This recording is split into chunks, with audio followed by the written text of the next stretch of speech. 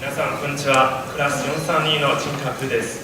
今日は旅について皆さんに話します。よろしくお願いします。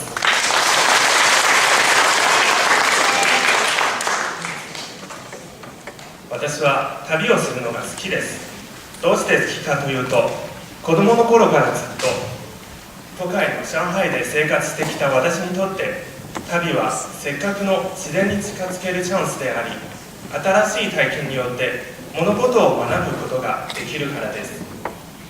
私には今までの人生の中で最も印象的な旅は2つあります。1つ目は中国の黄山で、2つ目はフランスでの旅です。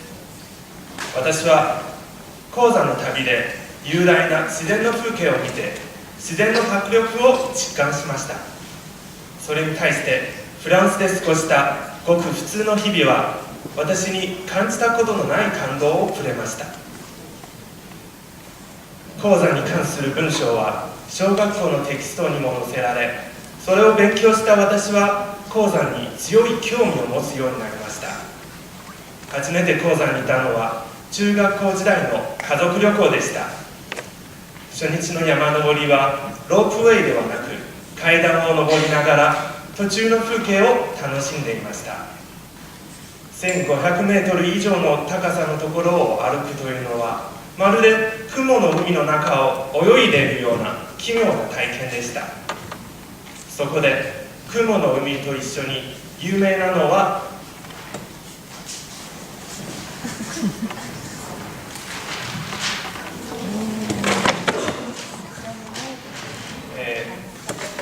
雲の海と一緒に有名なのは気象と解析です。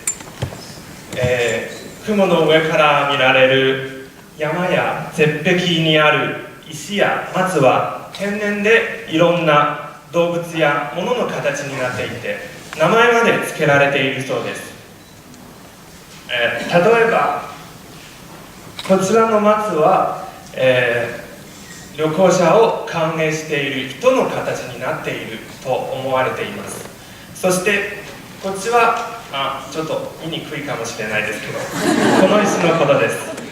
この石は、空から落とした神様の靴だと言われています。はい。ちなみにこれらの絵を描いたのはうちのクラスのスコットさんです。ありがとうございます。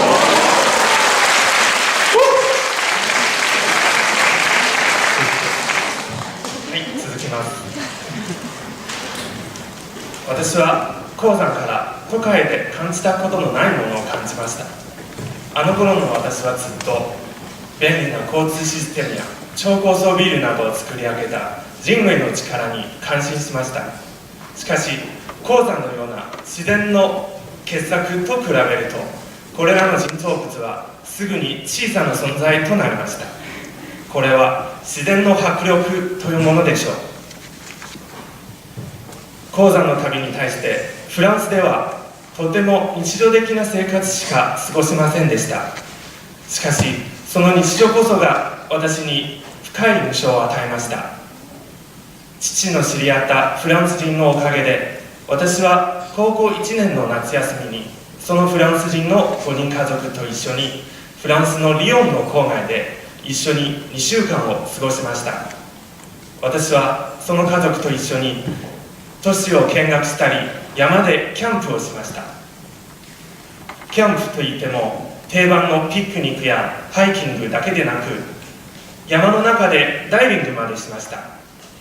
山の中に川があって、地元の人たちがよくそこでダイビングをするのだそうです。こちらの岸から山側の岸まで泳いで、山を登って、そして10メートルくらいの高さの崖から川に飛ぶというやり方でした。恥ずかしながら私は最初腰が抜けそうな感じがしました。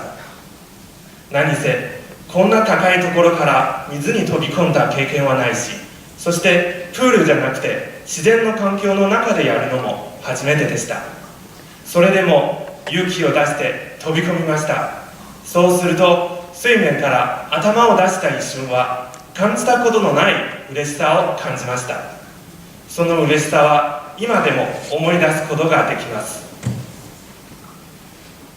それら2つの旅を通して、私は学生時代から自然から離れ、すみません、都会から離れ、自然に近づきたいと思うようになりました。そしていつの間にか都会に対して少し抵抗感を持つようになりました。しかし今はその考え方は変わりました。私は都会で生まれ育ったからそう考えるとではないかと思うようになりました。それを逆に言うと、田舎で生活してきた人たちは都会で生活したいと考えるのも自然でしょう。中国では異常という言葉があって、それは外にいる人が中に入りたいのに、中にいる人は外に飛び出したいという意味です。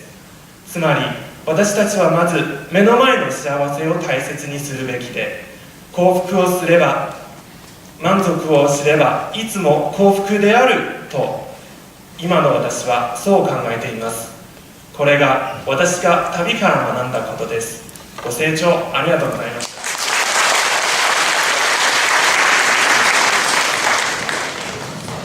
た。はい、ありがとうございました。